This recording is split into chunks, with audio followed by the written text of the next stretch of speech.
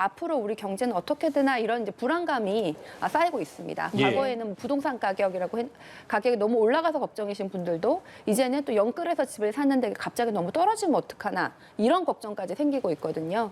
그래서 지금 우리 이 경기 문제는 국내의 산업뿐만 아니라 전 세계적인 금융시장과 연결되어 있고 또 코로나와 연결되어 있는 아주 복잡한 문제인데 도대체 앞으로 누가 이 우리 경제 위기 이 상황을 잘 이겨낼 수 있을까? 더불어민주당의 이재명, 국민의힘 윤석열 대선 후보 간의 첫 양자 토론이 앞서 들으신 대로 오늘 31일에 열립니다. 설 연휴를 앞둔 대선 후보들의 움직임과 향후 민심은 어떤 방향으로 흐르게 될지 주목되는 상황인데요. 네, 이 시간 두 분 모시고 자세한 내용 짚어보겠습니다. 네. 최지은 민주당 선대위 대변인, 신인규 국민의힘 상근 부대변인 자리하셨습니다. 어서 두 분 어서 오십시오. 안녕하세요. 예, 두 분 새해 복 많이 받으십시오. 새해 복 많이 받으십시오. 고맙습니다. 네. 자, 대선을 앞두고 맞이하는 설 명절인 만큼 여야가 명절 민심에 그만큼 촉각을 곤두세울 수밖에 없는 상황인데요. 최근 여론조사를 좀 보면 어느 한쪽도 우위를 점하지 못한 상황인 것 같습니다. 한국갤럽 여론조사를 보니까 이재명 후보와 윤석열 후보가 35%로 지지율에서 동률을 기록을 했습니다. 그리고 설을 맞이하게 됐는데 먼저 설 직전 민심부터 양쪽에서 어떻게 좀 생각하고 계신지 최지은 대변인부터 말씀해 주시죠. 네, 뭐 지금은 한치 앞을 모르는 정도로 굉장히 비슷한 상황이 맞습니다. 예. 그런데 선거, 특히 대통령 선거라는 것은 미래 비전을 보고 투표하는 것이지 않습니까? 네.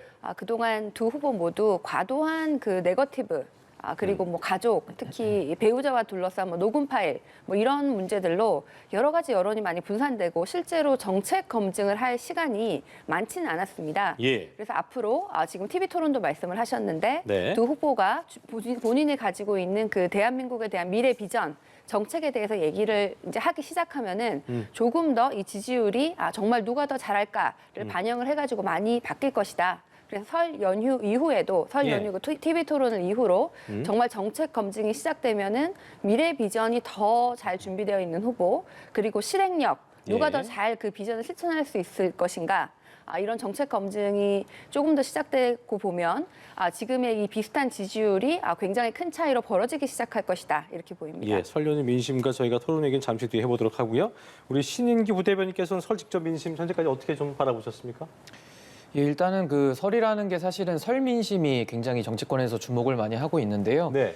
물론 맞습니다. 그러나 이번에는 이제 코로나가 워낙 심해서 지금 이제 가족들이 모이지를 못하지 않겠습니까? 그렇습니다. 그래서 그런 부분이 좀 영향이 예전만큼은 못할 것이다. 저는 이렇게 일단 보고요. 예. 일단 설이 중요한 이유는 설 지나고 나서 일주일만 지나면요. 이제 2월 15일부터 이제 공식 선거 운동이 시작이 됩니다. 예. 이제 그렇게 되면은 사실상 유세전에 들어가기 때문에 그래서 이제 설이 조금 더 마지막 분기점이 될 수 있다는 면에서 굉장히 중요하고요. 네. 윤석열 후보는 사실 많은 부침이 있었습니다만은 최근 2, 3주의 행보를 보면은 짧고 굵은 메시지와 함께 2030 세대에게 특별히 소구력을 가지는 그런 정책들로 지금 이제 지지도를 회복을 하고 있거든요. 예. 근데 지금 윤석열 후보와 이재명 후보가 좀 비등비등한 상황이고 네. 또 안철수 후보는 하락세를 하면서 이제 뭐 10% 내외를 지금 이제 지니고 있는 것 같은데 예. 아무래도 이제 선거 막바지 되면 좀 결집 효과라는 게 이루어집니다. 아무래도 예. 이제 사표 방지 심리가 작동이 되기 때문에 아무래도 양자로 몰릴 가능성이 높고요. 예. 이제 문재인 정부 5년에 대한 종합적인 평가가 이제 이루어질 겁니다. 그리고 이제 윤석열 후보와 이재명 후보에 대한 국정 운영의 능력 그리고 자질에 대한 검증이 있을 텐데요. 민주당이 지난 1, 2주간은 아무래도 배우자 논란에 좀 집착을 하는 모습을 보이면서 좀 생태탕 시즌2가 좀 떠오르는 만큼 좀 많은 시간의 허비를 좀 줬다고 보고요. 이제 앞으로는 조금 그런 역풍이 불만한 그런 네거티브성 그런 공격들은 좀 자제를 하면서 네. 정책 검증으로 나아갔으면 하는 그런 바람이 있습니다. 예. 신 부대변인께서 잠시 안철수 후보 언급을 해주셨는데 네. 지지율 추세를 보면 안철수 후보는 지금 15%로 집계가 됐고 지난주보다는 2%포인트 정도 하락을 했습니다. 그동안 상승세를 좀 보여오다가 이제는 그 상승세가 좀 주춤하면서 정체기에 접어든 모습인데요. 원인을 좀 어떻게 분석하시는지요? 지금 주춤한 것보다 왜 그렇게 15%, 17%까지 상승했을까? 그것을 안철수 후보 본인도 잘 모르고 계실 것 같습니다. 이게 안철수 후보가 무엇을 하셔가지고 지지율이 변한 것이 아니라 이 거대 양당에 대한 피로감, 그리고 과도한 네거티브로 가는 이번 선거에서 네. 이 두 사람이 아니라 제3의 인물을 원하는 그런 심리가 안철수 후보에 반영이 됐던 것 같아요. 네. 근데 그런 식으로 안철수 후보의 지지율이 올라가는 거는 이제 그 동력은 끝에 달했고 더 이상은 이제 지금 양당도 조금 더 좋은 모습을 보여주고 있고 예. 특히 이제 민주당 같은 경우에는 정치 쇄신, 뭐 송영길 대표가 불출마 선언을 한다든지 이재명 후보도 여러 정치 쇄신 얘기를 내놨는데 그 이후에 지금 다시 그 우리가 그래도 이 당이 조금 그래도 한 번 더 기회를 줘야 되지 않을까 이런 심리도 일어나고 있어요. 그래서 앞으로 이 안철수 후보의 지지율이 더 올라가려면 이제는 다른 당의 실책이 아니라 안철수 후보 본인이 새로운 비전, 새로운 정책을 내어놓으셔서 본인 실력으로 올라가야 되는데 그게 그렇게 가시적으로 드러나지 않다 보니까 지지율이 정체 혹은 떨어지고 있는 것이 아닌가 이렇게 보입니다. 예. 예. 일단 기본적으로 상승의 원인이 됐던 동력 자체를 잃었다는 평이셨는데 동의하십니까? 예, 저는 최재현 대변인 말씀에 거의 대략적으로 동의를 하는 바입니다. 네. 그 여론조사 그래프를 자세히 보면요, 굉장히 재밌습니다. 우리 윤석열 후보의 지지도가 하락이 될 때는 우리 안철수 후보가 상승이 되고요. 또 역으로도 윤석열 후보가 상승이 되면 또 안철수 후보가 하락이 됩니다. 예. 그래서 이런 그 추세는 지금 우리 최재현 대변인 말씀하신 게 맞고요. 이제 그 지지층이 이제 겹치기 때문에 그렇습니다. 이제 우리 윤석열 후보와 안철수 후보가 같은 지지층을 놓고 하다 보니까 그런데 이제 여기서 중요한 것은 이제 윤석열 후보는 어떻게 보면은 대선에서의 상수고 안철수 후보는 이제 변수입니다. 계속 이제 지지율이 떨어지는 추세이기 때문에요. 근데 안철수 후보는 제3지대를 외치면서 사실상은 이제 보수에서의 그런 권력 투쟁 내지는 주도권 다툼을 지금 하고 있는 걸 국민들이 다 알거든요. 그리고 안철수 후보는 제가 여러 차례 말씀드렸지만은 철학이 오락가락했다라는 비판을 피할 수는 없습니다. 그래서 그런 상황 속에서 안철수 후보가 지난 4.7 보궐선거 때 정권 교체의 미랄이 되겠다면서 말로는 국민들 앞에 굉장히 많은 메시지를 던졌었거든요. 근데 지금 와서는 이제 권력 다툼으로 야권에서 주도권을 쥐려고 하면서 양비론에 일관하고 마지막 그 필살기는 어떻게 보면 단일화 카드죠. 그러니까 예. 단일화만 하면서 이제 뭐 안일화다 뭐 이런 얘기까지 하다 보니까 이제 국민들은 거기에 동의가 안 되는 겁니다. 그리고 마지막으로 또 안철수 후보가 요즘 밀고 있는 것은 그렇게 내가 무섭냐 이러면서 토론회에 나는 강하다 이렇게 본인이 주장을 하고 계시는데 이건 아무래도 저희를 좀 위축시키려는 효과로 보입니다만 저희는 전혀 위축되는 효과를 느끼지를 못하겠고요. 안철수 후보가 다소 말에 있어서 발전된 능력은 인정을 하지만 네. 안철수 후보가 2016년, 2017년, 2018년, 2020년에 이르기까지 대형 선거에는 거의 주도권을 가지셨던 분이거든요. 그래서 이미 국민들께서 안철수 후보에 대한 평가는 거의 대략적으로 비슷할 것이다. 저는 그렇게 보고 있습니다. 그러시군요. 자, 1987년 직선제 이후에 처음으로 이제 그 대선 직전에 설 명절을 맞이하게 됐기 때문에 안개 속 지금 같은 어떤 박빙의 안개 속 판세 속에서는 설 민심이 정말 큰 변수가 될 텐데 아까 이제 신 부대변인께서 얘기하신 대로 설 연휴가 지나고 나면 사표 방지 심리 때문에 그냥 그동안에 자신의 표심을 드러내지 않던 그 유권자들이 양쪽으로 분산될 거란 말씀하셨는데 연휴 동안 민심에 가장 영향을 미칠 이슈가 있다면 어떤 게 있을지 좀 짚어보겠습니다. 먼저 한 말씀 해주시죠. 예. 저는 아무래도 경제 이슈지 않나 싶습니다. 경제 이슈다. 예, 최근에 한국의 코스피 그리고 주가 지수가 크게 떨어지는 상황이 있었습니다. 예. 그동안 우리가 코로나라는 아주 그 심각한 상황 속에 전 세계적인 위기 속에 그럼에도 불구하고 유동성이 너무 많아지니까 국가의 재정 정책이라든지 이자율이 너무 싸니까 유동성 때문에 경기는 힘든데 주식 가격은 굉장히 높아지고 예. 부동산 값도 굉장히 높아지는 상황을 경험을 했습니다. 그런데 이제 이 유동성도 버틸 만큼 버티다가 미국에서는 인플레이션이 나오니까 이제 미국 중앙은행, 페드와 같은 미국 중앙은행에서 이제는 이제 금리를 올릴 수밖에 없다라고 발표를 하는 것이죠. 그래서 예. 예상보다도 미국 금리가 더 빨리 올라갈 수 있다 이런 기대 심리 때문에 그게 전 세계의 그 금융시장에서 앞으로 이제 금리가 올라갈 것이다라는 신호를 주고 그것 때문에 주식과 같은 자산 시장이 급속하게 떨어지는 것입니다. 네. 그런데 지금 우리가 실물 경기도 어려운데 자산 시장도 어렵고 그럼 앞으로 우리 경제는 어떻게 되나 이런 이제 불안감이 쌓이고 있습니다. 예. 과거에는 부동산 가격이 너무 올라가서 걱정이신 분들도 이제는 또 영끌에서 집을 샀는데 갑자기 너무 떨어지면 어떡하나 이런 걱정까지 생기고 있거든요. 그래서 지금 우리 이 경기 문제는 국내의 산업뿐만 아니라 전 세계적인 금융 시장과 연결되어 있고 또 코로나와 연결되어 있는 아주 복잡한 문제인데 도대체 앞으로 누가 이 우리 경제 위기 이 상황을 잘 이겨낼 수 있을까? 이런 것들을 국민들이 아마 그 밥상머리 그 설에 이제 가족들이 예, 예. 모였을 때 그런 얘기를 하실 것 같아요. 뭐 20대 청년 같은 경우에는 내가 지금 가상자산에 투자를 했는데 앞으로 어떻게 될까? 뭐 아니 뭐 주식을 가지고 있었던 분은 주식 양도세를 폐지한다는 데도 있고 아니라고 하는 데도 있는데 어떻게 될까? 이런 얘기를 하다 보면은 아무래도 경제를 좀 잘할 대통령이 누굴까? 예. 그런 생각을 하다 보면 아마 이재명 후보 얘기가 나올 것이고 실제로 이재명 후보가 여론조사에서 엎치락뒤치락 할 때도 경제를 가장 잘할 것 같은 대통령은 항상 1등을 했습니다. 예. 그래서 거기에 그게 큰 변수가 될 것이라고 생각을 하고 심지어 윤석열 후보 같은 경우에는 굉장히 준비 안 된 후보다. 경제 정책이 본인도 오락가락한다라는 그런 비판이 많습니다. 네. 그래서 이제 그런 경제 이슈로 커다란 변수가 돼서 아마 이번 민심에서 대통령 선거 후보의 지지율이 반영이 될 것이라고 보입니다. 네, 경제 이슈를 얘기해 주시면서 윤석열 후보는 좀 준비가 좀 덜 됐다는 그런 비판도 해주셨는데 한 말씀 해주시죠, 김인기 부대변인. 근데 뭐 경제라는 것이 사실 크게 말하면 뭐 부동산도 포함될 수 있을 것이고요. 그리고 일자리 문제가 아마 경제에서는 가장 핵심일 겁니다. 예. 근데 문재인 정부에 이어서 뭐 민주정부 사기, 저는 뭐 별로 좋아하는 말은 아닙니다만 민주당이 그렇게 주장을 하거든요. 그런데 경제가 지금 지난 5년간 살림살이가 많이 나아졌는지 모르겠지만 정말 국민들께서 정말 어렵거든요. 근데 이런 상황 속에서 경제는 이재명이 확실히 하겠다. 그게 얼마만큼 국민들이 동의할지 저는 잘 모르겠습니다.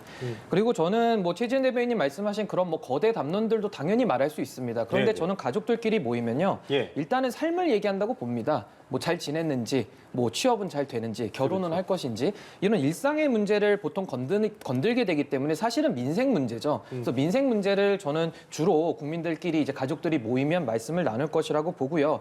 아무래도 윤석열 후보, 이재명 후보 두 후보에 대한 관심이 집중될 거라고 봅니다. 그렇다 보면은 이재명 후보에 대해서는 뭐 좀 아프시겠지만 피해갈 수 없는 의혹처럼 그 대장동 의혹이 다시금 나올 수밖에는 없습니다. 예. 이제 가족들끼리 처음 모인 것이기 때문에 이런 대장동 문제라든지 또 방역의 문제도 다뤄질 수밖에 없을 겁니다. 아무래도 마스크를 끼고 가족들끼리 모일 테니까요. 예. 그래서 이런 이슈들이 있을 것이고 또 하나는 아무래도 뭐 저희 후보에 대해서는 후보에 대한 공격보다는 민주당이 아무래도 배우자에 대한 공격에 1, 2주 집중을 했기 때문에 또 배우자 논란도 분명히 또 나올 겁니다. 그래서 이런 부분들을 통해서 아무래도 국민들이 조금 더 종합적으로 이제 판단을 하시리라 저는 그렇게 보고요. 이재명 후보에 대해서는 제가 두 가지만 지적을 하겠습니다. 맨날 기본 시리즈 얘기하면서 모두에게 평등하게 나눠주자 이렇게 얘기하시면서 또 최근에는 뭐 부자 감세를 반대한다 또 이런 식으로 얘기하거든요. 그러니까 예. 도대체 어떤 장단에 우리는 춤을 춰야 되는지 일단 모르겠다는 게 있고 뭐 지역주의 감정 발언, 조장 발언도 있었습니다만은 경상도 가서는 따르게 얘기하고 또 호남 가서는 또 따르게 얘기를 합니다. 그러니까 이런 부분들도 국민들께서 굉장히 혼란스러운데 이재명 후보는 이거를 본인의 유연성이라고 항상 표현을 합니다만은 유연하다고 해서 모든 거를 다 집어삼키게 되면은 배탈이 날 수밖에 없습니다. 그리고 마지막으로 최근에 제가 우리 윤석열 후보의 공약을 이슈 메이킹하는 그 방식에 대해서 짧고 굵은 메시지를 내지 않았습니까? 이거 민주당에서 굉장히 비판했습니다. 아니 대선 후보가 어떻게 공약을 그렇게 가볍게 여기면서 한 줄로 그렇게 낼 수 있냐, 무책임하다 이런 얘기들도 많이 했거든요. 근데 이제 와서 보면은 이재명 후보가 지금 그걸 또 따라하고 있습니다. 그러니까 이런 부분에 대해서는 뭐 비판하는 것도 좋은데 비판을 했다가 바로 또 이렇게 따라한다는 것은 저희 입장에서는 조금 동의하기가 매우 어렵다 이렇게 보고 싶습니다. 예. 제가 조금 선언하실까요? 해볼까요? 네, 짧게요. 예. 저 여러 가지 말씀해 주셨는데 그 중에서 이제 네거티브는 뭐 우리가 2주 동안 뭐 배우자를 공격했다고 그랬는데 민주당에서 한 것이 아니고 기자분이 한 매체의 기자분이 MBC라는 업체에 줘서 튼 것이고 민주당이 한 일이 아니고 그 일이 불거졌습니다. 그리고 그 이후에 민주당은 네거티브 하지 않겠다라는 선언을 했지요. 그 이후 그리고 가능한 한 네거티브를 하지 않으려고 최선의 노력을 하고 있습니다. 아까 양도소득세, 부자 감세 얘기를 하셨는데 윤석열 후보가 굉장히 짧게 아주 임팩 있게 양도소득세 폐지라는 글을 페이스북에 올리셨어요. 근데 그게 주식 양도세가 어떤 것이냐고 하면 지금 현재 제가 뭐 2억 정도를 투자를 해가지고 10%가 남아서 한 2천만 원 남았다. 이러면은 아무런 세금을 내지 않습니다. 그 항도도 올려가지고 2023년부터는 제가 금융자산으로 1년에 5천만 원까지 남는 것에 대해서는 아무런 세금을 내지 않습니다. 그 5천만 원 이상 돈이 남아야 세금을 내는 것인데 만약에 제가 2억을 투자해서 30%가 남았다. 그래서 6천이 남아도 그 해에 5천만 원만큼만 팔고 나머지 1천만 원을 안 팔면 세금을 안 내는 거예요. 그래서 그 5천만 원 이상의 이익을 남은 사람한테 주는 세금을 폐지하자라고 하는데 그걸 지금 우리나라에서 받는 사람이 1%도 안 됩니다. 그래서 그러면은 정말 부자들의 세금을 깎아주자는 것인가? 그리고 그 과도한 그 당시에 주식 양도세 세금을 과도하게 내는 경우에는 재벌 지금 3세, 재벌 4세 이 세습이 지금 이루어지고 있는데 비상장 주식을 줬다가 상장되면서 굉장히 싸게 유산을 상속해주고 그 당시에 세금까지도 지금 안 내게 하자는 거예요. 그래서 여기에 대해서는 부자감세 폐지라는 얘기를 했고 오히려 정말 개미 투자자가 걱정이고 우리 민생이 걱정이라고 하면은 양도소득세 폐지가 아니라 주식 거래세 를 오히려 낮춰야 되는 것이죠.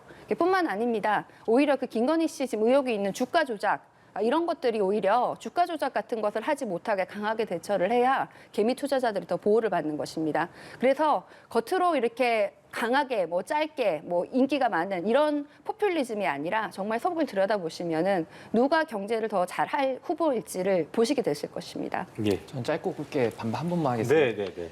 지금 뭐 배우자에 대해서 뭐 별로 민주당은 책임이 없다, 안 했다 이렇게 얘기하시는데 저는 그 배우자에 대해서 2주간 뉴스를 너무 많이 받고 당대표부터 그 모든 민주당 분들이 나와서 공격하시는 걸 저는 뉴스에서 본 것 같거든요. 그 기억에 차이가 있는 것 같고 두 번째는 이재명 후보 노 네거티브 선언했습니다. 저는 그거 솔직히 노 네거티브 선언하실 때 저는 안 믿었거든요. 아니나 다를까 노 네거티브 선언하자마자 90분 만에 민주당의 김용민 의원께서 국회에서 또 그 배우자 녹취록 가지고 또 그렇게 하셨다 그럽니다. 그러니까 이런 부분들이 민주당에 대해서는 뭔가 진정성은 있다고 저희가 믿어드리더라도 뭔가 이렇게 당내에서 이게 다 통일적으로 움직일 수가 없는 것인가, 대선 후보가 그렇게 말을 하고 노 네거티브를 하자고 해도 구성원들이 잘 따르지 않는 것인가, 저는 그렇게 보고 있습니다. 예. 예. 두 분의 이야기는 어떻게 보면 뭐 시청자 여러분께서 판단하실 몫이라 생각을 하겠습니다. 예, 두 분도 굉장히 치열하게 네. 이제 이야기를 주고 받으셨는데 사실 이제 곧 있으면 설 연휴 동안 이제 대선 후보들의 이런 이야기를 저희가 들어볼 수 있을 것으로 기대가 됩니다. 네. 일단은 모레 당장 양자 토론이 열리게 될 거고 그리고 다음 달 3일엔 4자 TV 토론이 열릴 것으로 전망이 되고 있는데 일단은 양자 토론이 열릴 것이냐 말 것이냐 이게 굉장한 관심을 모았는데 민주당이 결국은 어쨌든 국민의힘 측의 요구를 받아들인 건 아니겠습니까? 네, 그렇습니다. 원래는 TV 토론을 하자라고 이제 양자 토론을 하기로 했었죠. 근데 저희가 여러 번 토론을 하자고 하는데 윤석열 후보가 계속해서 좀 토론을 피했지요. 아니 무슨 대선 후보가 TV 토론을 피합니까? 하다못해 제가 무슨 뭐 핸드폰, 옷을 하나 사도 예. 두세 군데를 보고 이렇게 골라보고 비교를 해보고 사지 않습니까? 그럼 우리 국민들께 우리가 지금 앞으로 5년 동안 대한민국의 국정의 그 수장인데 이 사람들이 어떤 사람인지 비교를 해보고 예. 투표를 하실 수 있는 그 권리를 드리는 것이 도리라고 생각을 하는데 예. 윤석열 후보 측에서 계속 이제 TV 토론을 피했죠. 그러다가 저희가 그럼 꼭 TV 토론을 하자 그랬더니 우리 안 피한다. 우리 양자로 하자. 그래서 양쪽에 합의를 했는데 그랬더니 이제 안철수 후보나 심상정 후보가 왜 우리는 빼고 하냐라고 얘기를 하셨고 그래서 저희가 그러면은 법원에서 이제 검증을 한 다음에 다자 토론을 해라라고 했고 저희가 좋습니다. 그럼 다자 토론을 하겠습니다라고 했는데 갑자기 윤석열 후보 측에서 다자가 아니고 양자를 하자 이렇게 얘기를 하셔서 그럼 우리는 다자도 하고 양자도 하겠다라고 이렇게 받은 겁니다. 예. 그래서 이제 31일 날은 양자를 하고 며칠 후에는 다자를 하는데 저희는 31일 날 다자 양자를 다 할 생각도 있었고 예. 어떠한 TV 토론이든지 다 임하겠다. 아무 조건 없이 모든 TV 토론에 임하겠다. 그리고 별도로 또 김동연 전 부총리와 따로 이제 만나는 그런 시간을 가지기도 하고요. 예. 뭐 다자든 삼자든 양자든 뭐 어떤 TV 토론이든 국민들께 조금이라도 많은 검증의 기회를 드리는 것이 우리의 도리라고 생각을 합니다. 예. 예. 국민의힘 입장도 들어봐야겠는데요. 양자 토론을 고수한 배경은 어떤 겁니까? 일단은 저희 당에 특별한 경험이 있는데요. 저희 네. 경선 토론 총 16차례 했습니다. 그리고 그 앞에 컷오프까지 하면 거의 20차례 가까이 했고요. 네. 저희 13명끼리도 토론해봤고요. 8명도 해보고 4명도 해보고 저희는 특별하게 1대1 토론도 해봤습니다. 민주당에서도 아마 대선 후보 토론 한 6명 정도 했던 걸로 제가 기억을 하고요. 저희도 사자 토론했었고 아마 국민 여러분들께서 기억하실 겁니다. 2012년도에 이정희 후보가 낀 3자 토론을 보셨을 겁니다. 그 3자 토론 보면서 이정희 후보가 했던 유명한 말 있죠. 저는 박근혜 후보 떨어뜨리러 나왔습니다 해가지고 이제 그게 역풍이 불었던 기억이 나는데요. 이렇듯이 다자 토론을 했을 때는 물론 국민들의 그 폭넓은 선택권을 존중할 수 있다는 장점은 있겠지만은 네. 아무래도 그 후보들 간의 자기에 대한 어필에 오히려 더 집중하는 나머지 아마 사회자께서 굉장히 힘드실 겁니다. 정리하기가. 그러면서 또 이것에 특기할 부분은 이게 이제 법정 의무 토론이 아니라 양자가 그냥 임의로 국민들께 알 거리를 제공하는 차원에서 합의해서 이룬 것인데 이거에 대해서 이제 안철수 후보가 제동을 걸고 나섰고 법원에서 양자 토론은 하지 말아라 이렇게 말했거든요. 예. 그럼 양자 토론을 하지 말라는 것이 그럼 무조건 다자 토론을 해라라는 뜻은 아니라는 것을 제가 밝히겠고요. 저희가 뉴스 패널로 이렇게 나가더라도 뭐 1대1로 토론하는 게 있고요. 사회자가 있고 1대 다로 5명씩 모여서 하는 패널 토론도 있습니다. 예. 그런 것들 가끔 보시면은 주제 하나 얘기해 봅시다 하면요. 1인당 발언 시간이 1분에서 1분 30초밖에 안 되면 그래도 10분입니다. 그렇게 되면은 질 좋은 토론을 할 수가 없어요. 근데 지금 윤석열 후보도 마찬가지고 이재명 후보도 마찬가지고 국민들이 검증해야 될 의혹의 깊이와 넓이가 굉장히 큽니다. 근데 이거에 대해서 그냥 마치 그 껍데기만 벗기는 수준으로 그냥 한두 마디씩 하고 지나갈 수 없다라는 그 문제의식에서 저희가 양자 토론을 고수했다라는 점을 말씀드리겠고요. 예. 제가 정의당에 대해서는 한 말씀 꼭 드리고 싶은데 이게 지금 지지율로 기준할 것이냐, 뭐 원내 의석으로 기준을 할 것이냐, 뭐 이런 것들이 있습니다. 그럼 허경영 후보는 지금 5.6%가 나온다고 지금 얘기를 듣고 있어요. 그럼 심상정 후보는 거기에 절반밖에 못 미치거든요. 근데 본인들이 껴야 되는 이유는 딱 하나입니다. 자신들이 이제 원내 정당이라는 이유만으로 이제 그렇게 얘기하는 건데 그럼 이것도 원내 기득권이라는 말 안 나오겠습니까? 그렇게 치면은 또 김동연 후보 0.6% 나오면은 심상정 후보랑 1%밖에 차이 안 납니다. 그럼 김동연 후보나 조원진 후보 같은 분이나 또 제3, 제4의 후보들은 또 어떻게 되는 것입니까? 이런 후보의 난립을 막기 위해서 정치에서는 기타금도 걸고 여론조사로서 어느 정도의 정리를 하는 것이거든요. 예. 이 부분에 대해서 문제 제기를 했다는 것은 저희는 조금 유감이고 그럼에도 불구하고 저희는 양자 토론을 받는 것을 전제로 해서 사자 토론도 더 하겠다 이렇게 얘기를 네. 했기 때문에 절차대로 협의해서 이루어지면 될 거라고 저희는 보고 있습니다. 그래요. 어쨌든 말씀하신 대로 국민의당과 정의당이 반발을 했고 지금 말씀하신 대로 2자 토론 후에 오늘 3일에 4자 토론도 이루어지게 되는 건데 양자 토론에 임하는 전략 또 다자 토론에 임하는 전략이 또 양당이 다를 것 같습니다. 당내에서 어떤 이야기가 나오는지 최지은 대변인부터 한 말씀 해주시죠.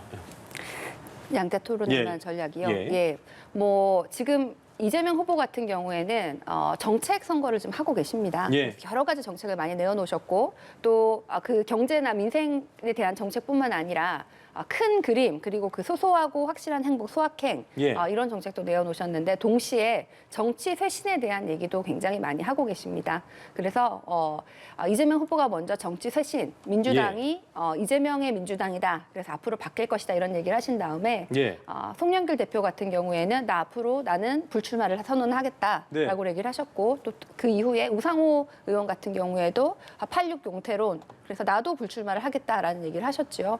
그리고 저희가 종로뿐만 아니라 여러 세 군데 지역구에 무공천을 하기로 했는데 그곳이 뭐 종로 같은 경우에는 정말 우리의 과실이라고 하기도 좀 애매하고 예. 나머지 두 곳은 소위 말하는 민주당이 유리한 지역입니다. 그래서 우리가 지금 유리함에도 불구하고 후보조차도 내지 않겠다. 그만큼 이제 반성을 하는 모습을 보여주고 있고 기득권 내려놓기를 하고 있고요. 또 다른 것은 이제 국회의원의 4.3 연임 제한입니다.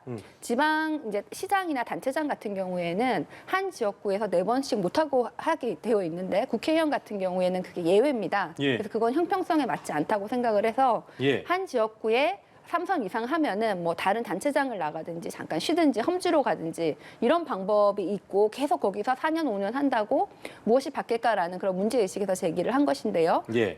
이런 여러 가지 정치 쇄신에 대해서 앞으로 우리가 어떻게 바뀌어야 되는지 앞으로 대한민국이 앞으로 5년 동안 어떻게 바뀔 것인지에 대해서 미래를 비전을 TV 토론에서 제대로 말씀드리도록 하겠습니다. 네. 막판까지 극한의 핑퐁 게임 때문에 이미 토론 필요가 불러왔던 지적이 있었던 만큼 상당히 큰 효과를 양 후보가 좀 보려고 할 텐데 윤석열 후보는 어떤 전략을 임할까요?